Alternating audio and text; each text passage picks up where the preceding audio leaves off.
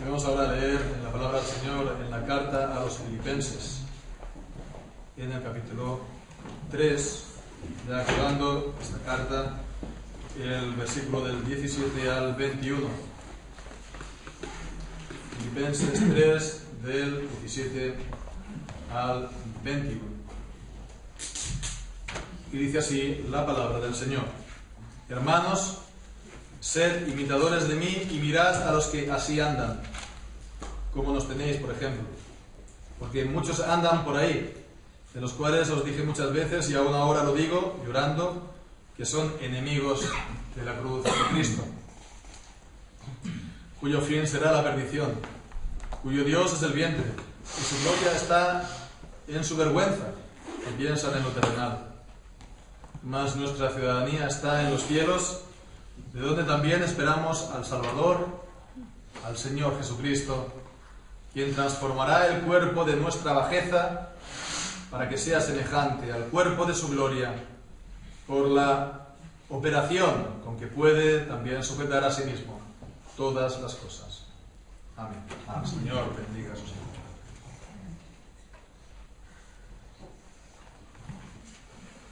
En la vida, hermanos, es muy importante, como sabéis, tener buenos referentes, buenos modelos que nos puedan también ser útiles para nuestra manera de vivir.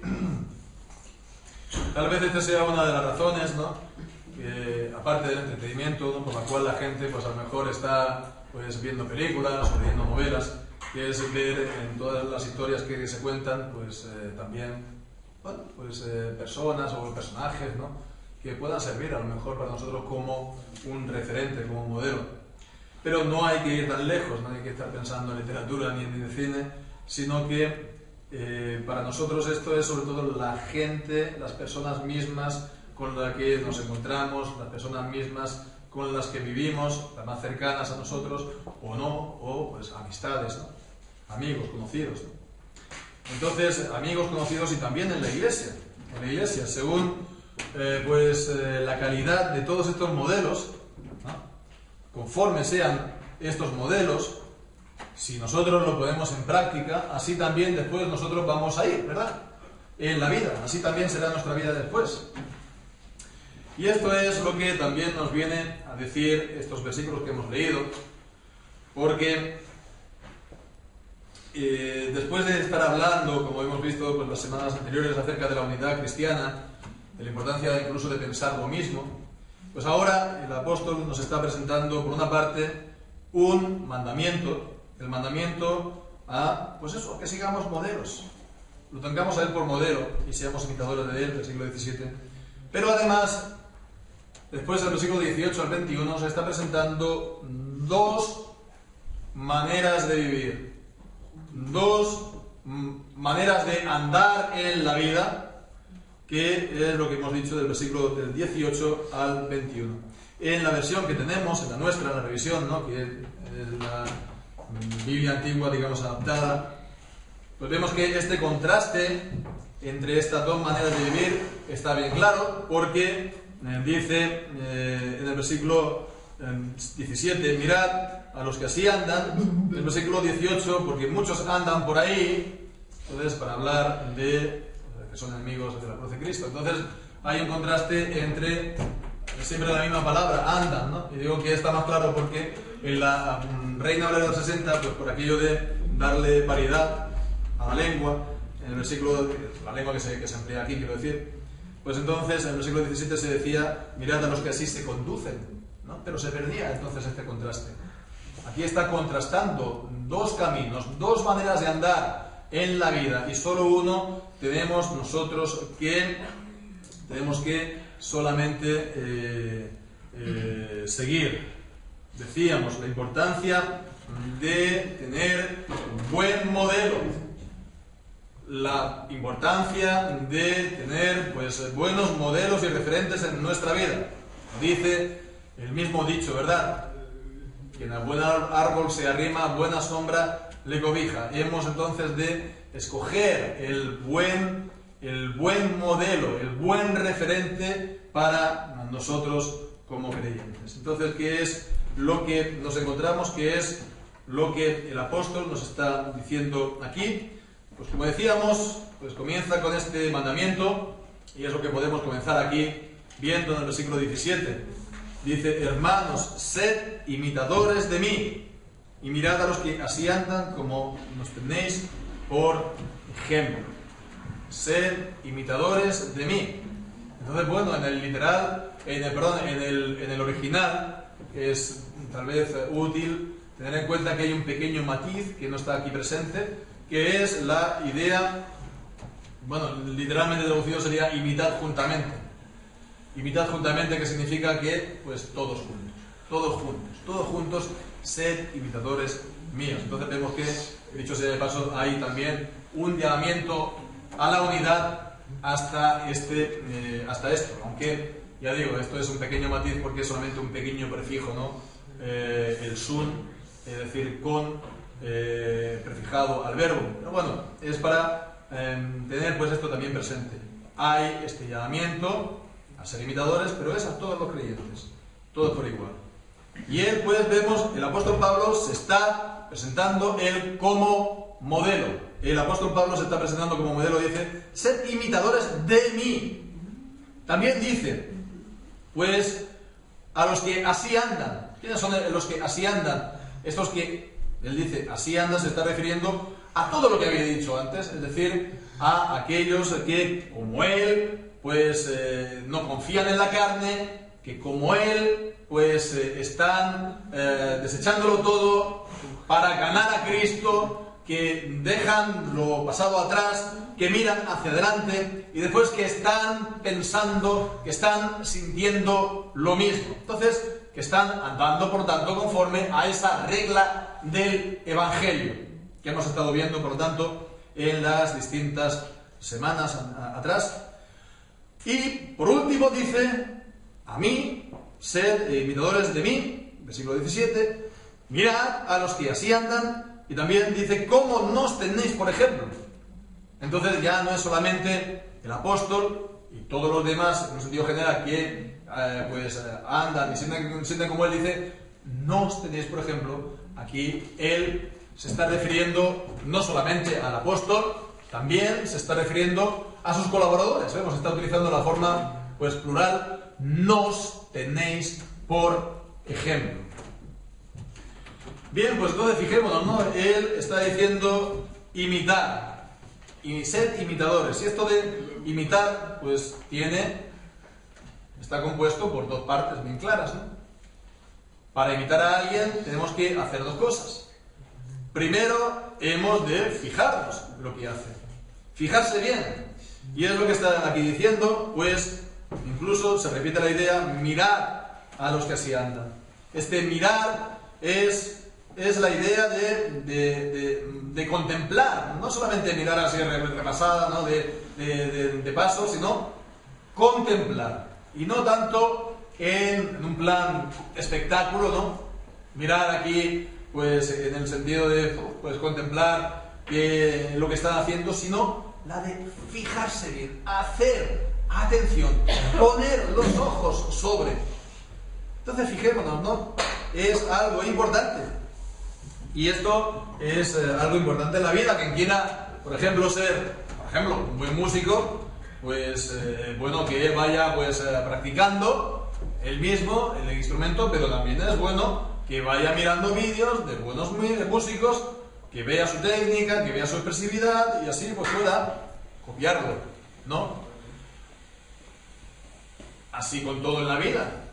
El que quiera ser futbolista, que se ponga a ver vídeos de jugada del Messi y de Cristiano para mejorar.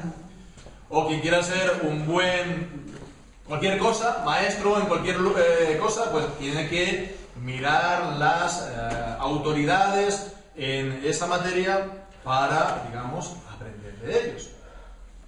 Hay en nuestros días un problema, ¿no? ¿Verdad? En nuestro plan de estudios o en nuestra manera de cómo está organizada la sociedad. Antes había aprendices y ahora no los hay. Y los aprendices eran los jovencitos de 14, 15 años o incluso antes, ¿no? Que se ponían a aprender un oficio. ¿Y qué era lo que estaban haciendo en los primeros años? Simplemente ver lo que el maestro hacía. Y era de esa manera como ellos con el tiempo iban a llegar a ser maestros. Bueno, pues aquí nos está diciendo que nos fijemos bien en los buenos creyentes, buenos cristianos para imitarlos.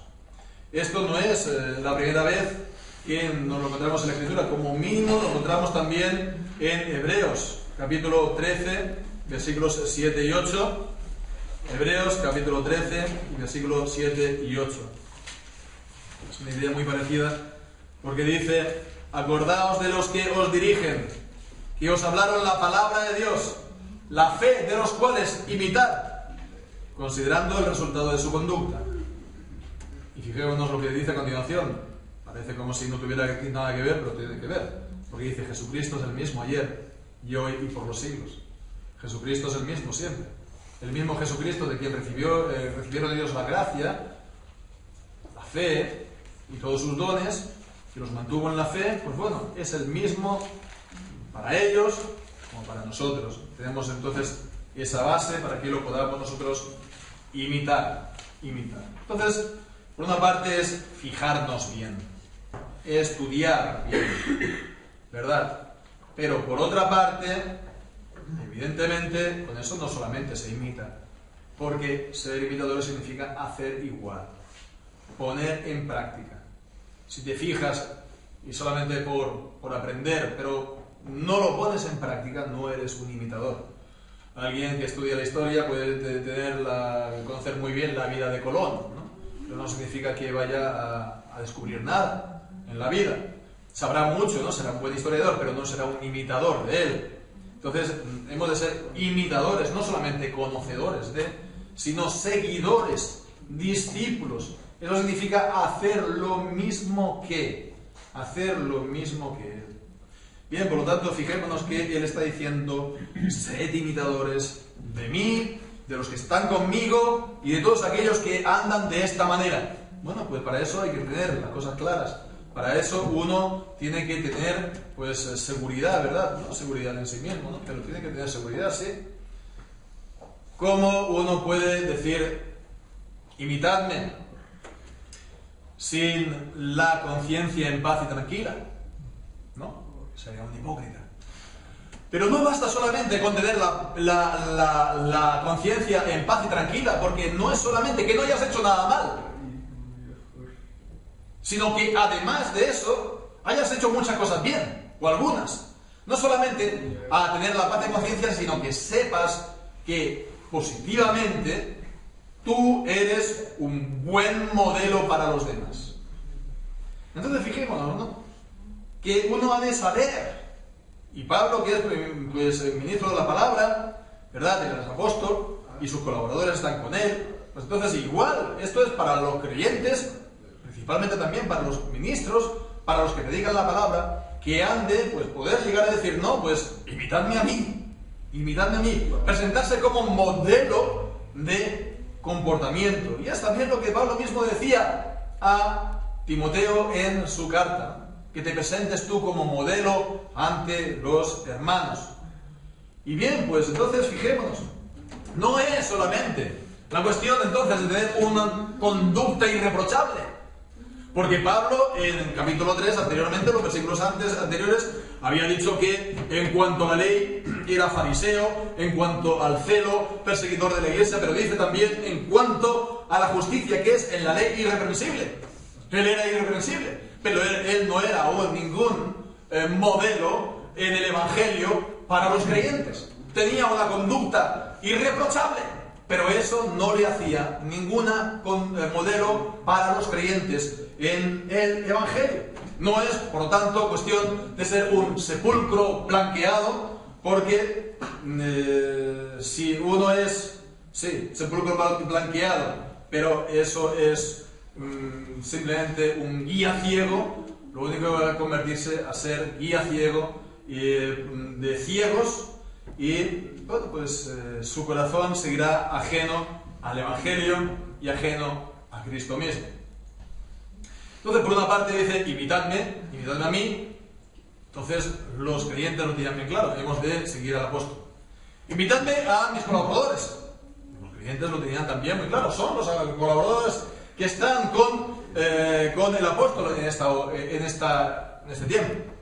Pero dice, los que andan conforme a esta regla, o dice, los que así andan. Bueno, pues ahí está la cuestión. ¿Quiénes son estos? Los creyentes que han de imitar a otros creyentes, han de escoger bien cuáles son los modelos que ha de seguir. ¿Cuál es el modelo que se quiere imitar? ¿Por qué? Pues porque si todos los obreros fueran buenos, no habría ningún problema nunca. Pero ¿qué es lo que ocurre? En el capítulo 3, en el versículo 2, Pablo dice, guardaos de los malos obreros. Había malos obreros. Había personas que estaban predicando y anunciando la palabra, pero no eran verdaderamente obreros de Cristo. En el capítulo 1, el versículo 15, está hablando de aquellos que predicaban el Evangelio, pero lo hacían movidos por la envidia. Sí, están predicando el Evangelio, pero lo hacen por la envidia. No es una buena actitud. No es la buena actitud de alguien que esté verdaderamente en el Evangelio. Por lo tanto, vemos que esto es también una buena cuestión a tratar. Y de esto es precisamente de lo que se trata a continuación, porque, como hemos dicho, después del mandamiento del apóstol Pablo, a continuación, Pablo lo que hace es presentar estos dos caminos. Y han de seguir uno. Los creyentes han de seguir uno. Hay este contraste entre dos caracteres, o dos maneras de ser, se puede decir, o dos maneras de vivir, de andar. Lo que nos dice en el versículo 18 y 19 son los que andan, por resumirlo, son enemigos de la cruz de Cristo. Y el versículo 20-21 son los que Pablo, sus compañeros, y los que son como ellos. Bueno, pues primeramente vemos que los primeros, versículos 18 y 19, está hablando de los rivales de Pablo, que son los malos obreros, que también realmente son rivales del Evangelio. Rivales del Evangelio. Porque lo primero y lo principal que se nos dice de ellos, y lo dice Pablo llorando, lo dijo ya muchas veces cuando estaba con ellos, y ahora lo dice llorando. Vemos que Pablo también tenía una vida, digamos, emocional, ¿no? Y tenía sus sentimientos por los problemas, por las personas.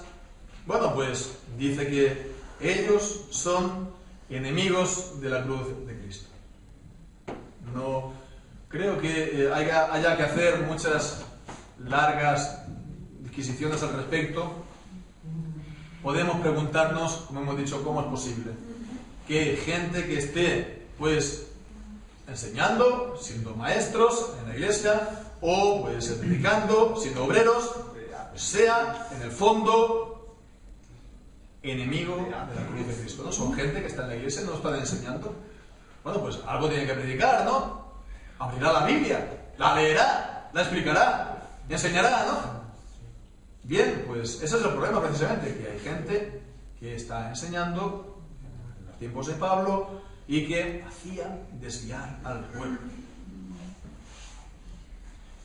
No podemos imaginarnos, ¿verdad?, que alguien venga a la iglesia y se ponga a declararse y decir, yo soy enemigo de Cristo y soy enemigo de la cruz de Cristo. ¿Para qué no?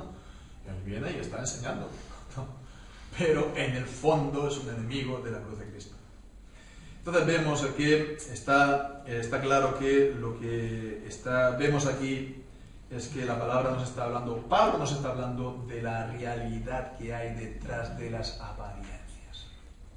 La realidad que hay detrás de las apariencias. Y el Señor Jesús ya dijo que vendrían falsos maestros y profetas que vienen a vosotros como vestidos de corderos, pero en el fondo son lobos rapaces. La realidad que hay detrás de las apariencias. Vienen y hablan sí de la palabra, citan el nombre de Cristo, oran tal vez en su nombre, pero el corazón de ellos está bien lejos de Cristo. El corazón de ellos está bien lejos de Cristo. Dice que son enemigos de la cruz de Cristo. Y en esta expresión hemos de ver plenamente que tienen problemas con la cruz de Cristo, como sistema de justicia y de justificación delante de Dios. Es el contexto de todo este pasaje. Vemos, es el problema de los judaizantes, es el problema de los moralistas, es el problema de todos los que confían siquiera algo en su propia carne, en su propia justicia, su justicia propia. Es el peligro, ¿verdad?, de estar predicando la Biblia como un manual de leyes sin que al mismo tiempo se predique a Cristo, que es lo que nos hace que podamos cumplir las leyes de Dios. Entonces, este es el corazón del problema, del moralismo, del legalismo, que la Biblia se convierte en un libro, pero no es un libro que trae vida, es un libro, pues, la letra que mata, que dice Pablo en 2 de Corintios, porque es una ley que mata, no sin que se aporte al mismo tiempo la gracia de Cristo y del Evangelio. Pero vemos que no es solamente el problema de la cruz de Cristo como mi sistema de justicia, de justificación. Vemos, ellos tienen el problema de querer reclamar para sí, para su propia comportamiento, para sus propias obras, siquiera algo, compartir algo de la salvación, merecer algo de la salvación, tener alguna parte, ¿verdad?, de la misma.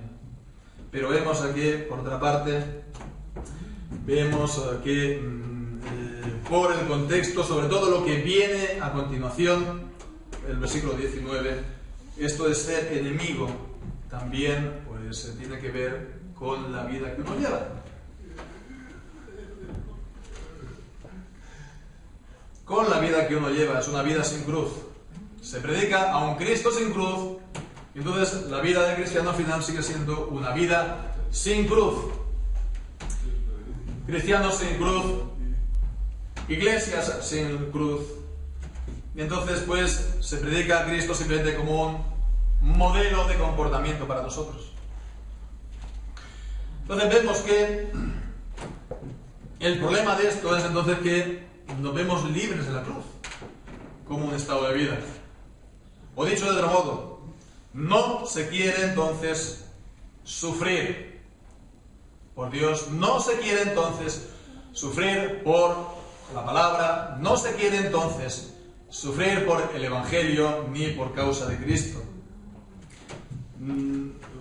Simplemente no se siente, ni se vive, ni se tiene intención de hacer lo que dice Pablo en Gálatas.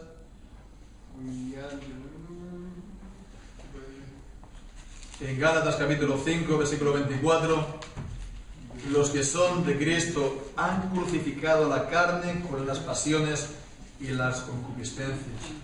O lo que dice Gálatas también, en el capítulo 6 y versículo 14, lejos esté de mí gloriarme sino en la cruz de Cristo, por quien el mundo me has crucificado a mí y yo al mundo. O lo que dice el mismo Pablo en Gálatas capítulo 2 y versículo 20, con Cristo estoy juntamente crucificado, y ya no vivo yo, mas vive Cristo en mí, y lo que ahora vivo en la carne, lo vivo en la fe del Hijo de Dios, el cual me amó y se entregó a sí mismo por mí. La gracia de Dios, la cruz de Cristo era la respuesta. Vemos todos estos pasajes en Gálatas, que era entonces la respuesta también a los judaizantes que querían que los creyentes se ganase la salvación por medio de las obras de la circuncisión. Bien, pues esto es lo que nos viene a decir, lo que decía el versículo siguiente, el versículo 19, que nos está hablando de la vida que llevan. Dice, cuyo fin será la perdición, está hablando por lo tanto de la condenación. Vemos aquí, no tenían a Cristo en su vida, no se habían aferrado a Él en su vida, y habían pues por lo tanto también cometido grandes pecados en sus vidas, con lo cual vemos que su fin será la perdición, la condenación. Dice, además, algo muy importante de ellos, a continuación, dice, cuyo Dios es el vientre. Cuyo Dios es el vientre, pues para lo que vivían esta gente. Y es algo que también, por otra parte, el apóstol dice en Romanos capítulo 16, versículo 18. Romanos 16, 18, cuando dice, porque los tales no sirven a nuestro Señor Jesucristo, sino a sus propios vientres, y con palabras y halagos engañan a los corazones de los simples. Fijémonos en el versículo 17, dice: hermanos, os fijéis en los que causan disensiones y escándalos en contra de la doctrina que habéis aprendido, y apartaos de ellos, porque los tales no sirven a nuestro Señor Jesucristo, sino a sus propios vientres. Por lo tanto, vemos que está hablando de placeres de mesa, placeres en sus vidas, y vemos no solamente de mesa, también dice su gloria está en su vergüenza. Y cuando habla de la vergüenza, pues es un eufemismo que nosotros también aplicamos en nuestra lengua. Aquí es para hablar entonces de la sensualidad, de los placeres físicos, y en eso también se glorían, no solo la comida, por lo tanto, sino por extensión a todo tipo de placeres, y más aún dice que piensan en lo terrenal, en esta vida, en este mundo. Entonces vemos que la sabiduría, pues de ellos, entonces no puede ser la cruz, que dice en 1 Corintios capítulo 4, ¿verdad?, que Cristo nos ha hecho para nosotros sabiduría. La sabiduría de la cruz, que es locura para el mundo. La sabiduría, en el fondo de ellos, es simplemente una sabiduría carnal, una sabiduría terrenal, tal como dice en Santiago, en capítulo 3, versículos 14 y 15: si tenéis celos amargos y contienda en vuestros corazones, no os gloriéis ni mintáis contra la verdad. Esta sabiduría no es la que desciende de lo alto, sino que es terrenal, natural, diabólica. Porque ahí donde hay envidia y contienda, allí hay perturbación y toda obra perversa. Entonces, fijémonos, alguien puede entonces ver difícilmente la relación entre lo que hemos venido diciendo.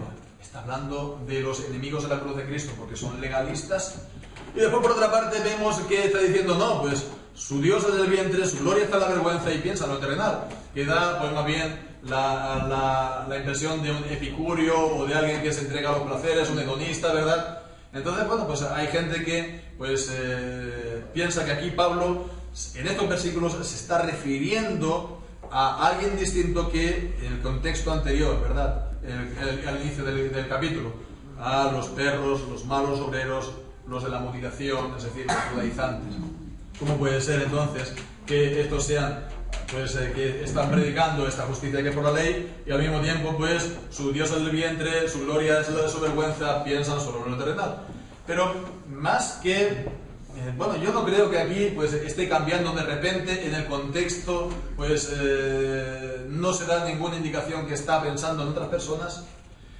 Y bien, pues podemos pensar que aquí la Biblia nos está pues presentando no tanto una paradoja, sino algo que nos invita a la reflexión. Nos está tal vez aquí presentando y abriendo la Biblia las puertas a la profundidad del alma humana, detrás de los judaizantes y de los moralistas que hay. Claramente la enemistad a la cruz, ¿verdad?, porque descansan en sus obras, etcétera, etcétera, enemistad a la cruz. Pero detrás de la enemistad a la cruz, ¿qué hay? Pues detrás de la enemistad a la cruz, ¿qué hay? Una mentalidad y una vida solo centrado en lo terrenal. Con lo cual, pues, no está fuera de lugar todo lo que aquí está diciendo acerca de los placeres y acerca porque solamente se está viviendo para esta vida y no se contempla la vida celestial. Entonces vemos que tiene una vida completamente natural en el fondo, y su sistema religioso, su religión y su mensaje es solamente natural, es un naturalismo, ¿verdad? No se está pues viendo a la gracia del Evangelio, no se está pues anticipando a los poderes del siglo venidero. Ellos son extranjeros a la gracia, son extranjeros a Cristo. Ellos, por lo tanto, vemos, solamente piensan lo terrenal y pues quieren vivir pues sacando todo el jugo posible a la vida. Y este, vemos, es el gran patrón, el primer gran patrón, el primer gran modelo, ¿no?, para que lo identifiquemos, ¿no?, la primera gran manera de ser y de vivir que nosotros creyentes tenemos que identificar y tenemos que apartarnos. Que estaba presente en los días de Pablo, hemos de suponer que lo estará todos los días de la existencia de la Iglesia en la tierra.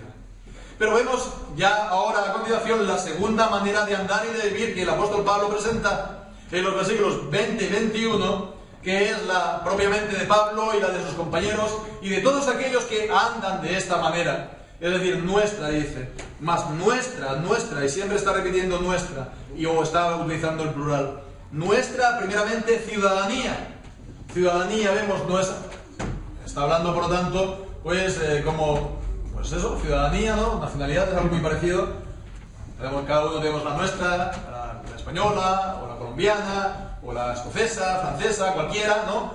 Y en ella pues caben unos derechos, hay unos deberes, y tenemos una identidad, tenemos una historia que nos dice, mira, pues yo tengo mi nombre, mi apellido y esto, pues ¿por qué es? Pues mira, tengo esta línea histórica, vale, bien. Y esto está muy bien tenerlo, y nadie lo niega, pero nuestra ciudadanía en realidad no es pues ni la española, ni la colombiana, ni etcétera, etcétera. Nuestra real ciudadanía no está aquí en la tierra. Nuestra vida en realidad no está aquí en la tierra. Hemos de mirar arriba a los cielos, porque nuestra ciudadanía, nuestra patria está en los cielos. Y es lo que también dijo el apóstol a los colosenses en el capítulo 3, y leemos allí versículos del 1 al 3, Colosenses 1 al 3, y allí leemos: si pues habéis resucitado con Cristo, buscad las cosas de arriba donde está Cristo sentado a la diestra de Dios. Poned la mira en las cosas de arriba, no en las de la tierra, porque estáis muertos, vemos. Habéis sido crucificados vosotros también.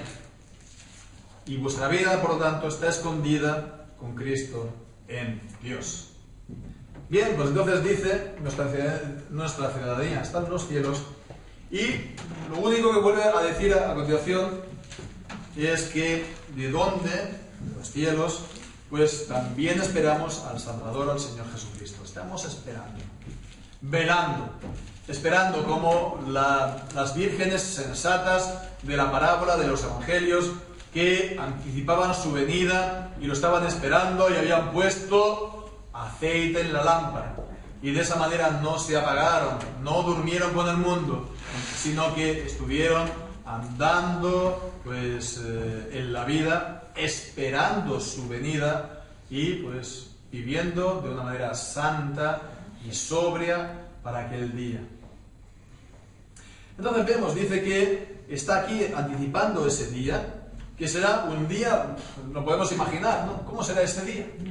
Ese día que, bueno, pues todos los muertos resucitarán, que todos los cielos serán enrollados, que se dará paso a la inmortalidad, se dará pues inauguración a unos cielos nuevos, una tierra nueva, será el día del gran juicio final, que todos pasen ante el tribunal de Cristo, y entonces vemos, será un enorme día, tremendo día, y bueno, pues entonces nos dice de ese día pues solamente una cosa, que transformará el cuerpo de nuestra bajeza para que sea semejante al cuerpo de su gloria, por la operación con que puede sujetar a sí mismo todas las cosas.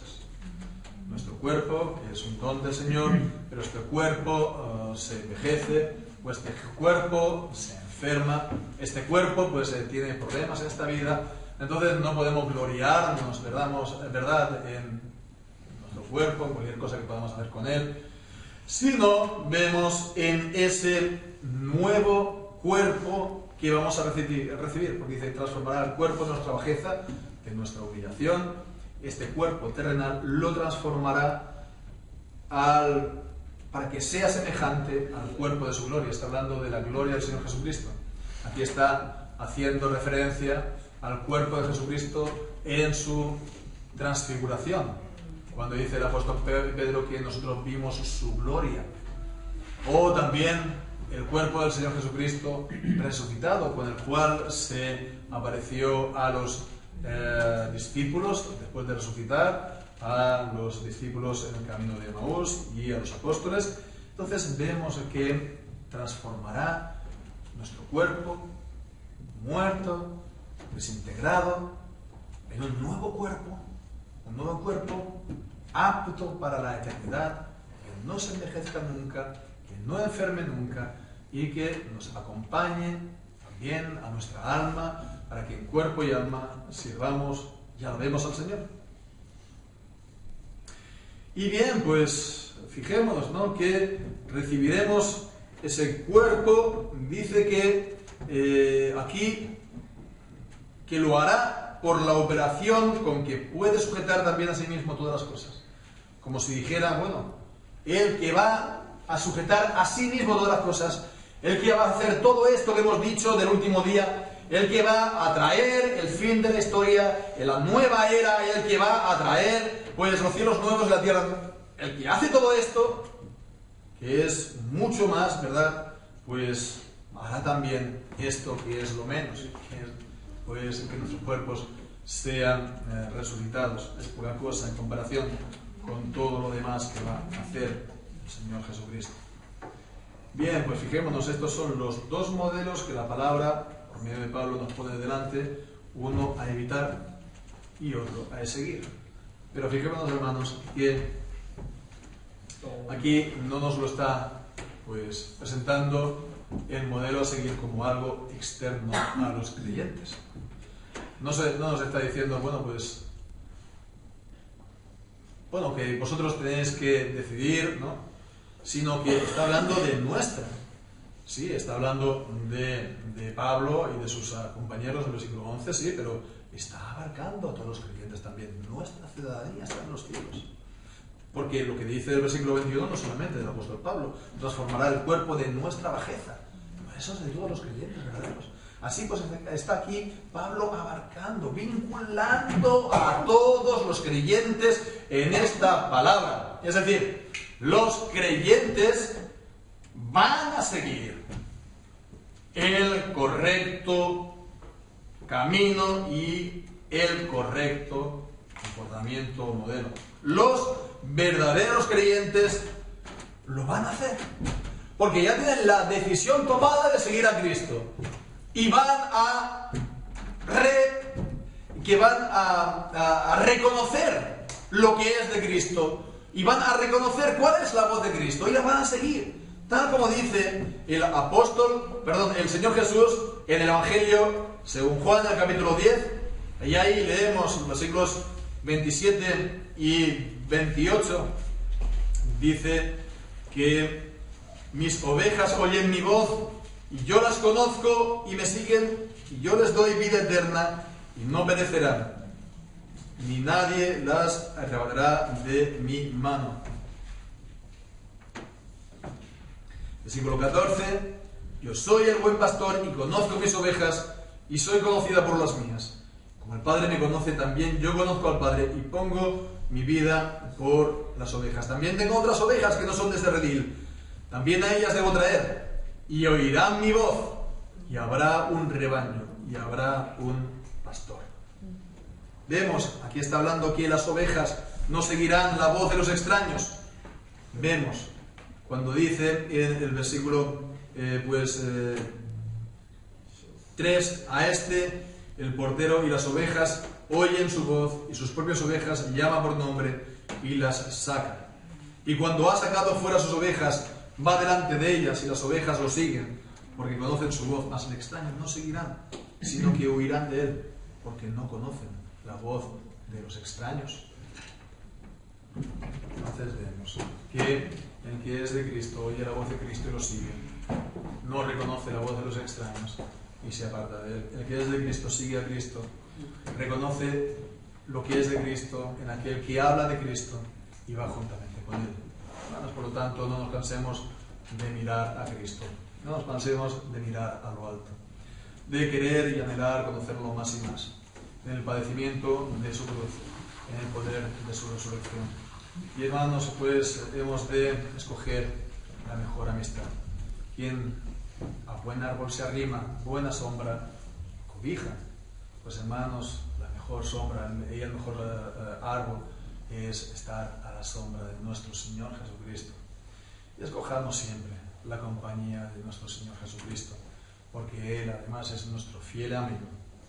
De los humanos, pues puede que haya quien nos defraude o quien nos desengañe, pero quien nunca nos desengañará, nunca nos defraudará, nunca nos abandonará, jamás, es nuestro Señor Jesucristo quien llegó al punto de humanarse, de encarnarse, de morir por nosotros, de resucitar por nosotros, ahora estar intercediendo por nosotros delante del Padre y volver a regresar por nosotros en el último día. Os queréis ir, que el Señor bendiga su santa palabra.